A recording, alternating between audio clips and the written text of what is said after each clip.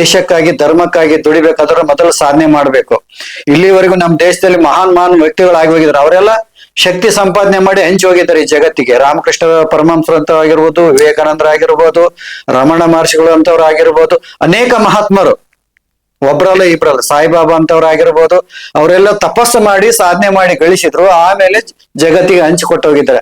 ಹಾಗೆ ನೀವು ಜಗತ್ತಿಗೆ ಏನಾದ್ರೂ ಕೊಡ್ಬೇಕು ಅಂತ ಇದ್ರೆ ಮೊದಲು ಸಾಧನೆ ಮಾಡ್ಬೇಕು, ತಪಸ್ಸನ್ನ ಅರ್ಜನೆ ಮಾಡ್ಬೇಕು, ಗಳಿಸ್ಕೋಬೇಕು, ಆಮೇಲೆ ಹಂಚಬೇಕು.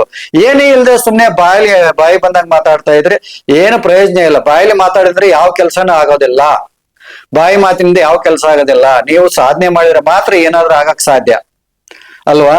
ಹೌದು ಗುರುಗಳೇ. ಈಗ ಯಾಕಂದ್ರೆ ನನ್ನ ಹಿಂದೂ ಸನಾತನ ಧರ್ಮದ ಬಗ್ಗೆ, ಸನಾತನ ಧರ್ಮದ ಧಾರ್ಮಿಕವಾಗಿ ಬದುಕೋದು ಅಂದ್ರೆ ಒಂದೇ, ದೇಶಕ್ಕಾಗಿ ಬದುಕೋದು ಅಂದ್ರೆ ಒಂದೇ. ಇದನ್ನ ಕೇಳಿದ್ದ ಸುಭಾಷ್ ಚಂದ್ರ ಬೋಸ್ ಅವರು ಈ ವಿವೇಕಾನಂದದ ಇದೆಲ್ಲ ಹೋದಾಗ ಸುಮಾರು ಜನ ಕ್ರಾಂತಿಕಾರಿಗಳು ಚೇಂಜ್ ಆಗಿದ್ದು ವಿವೇಕಾನಂದರಿಂದನೇ.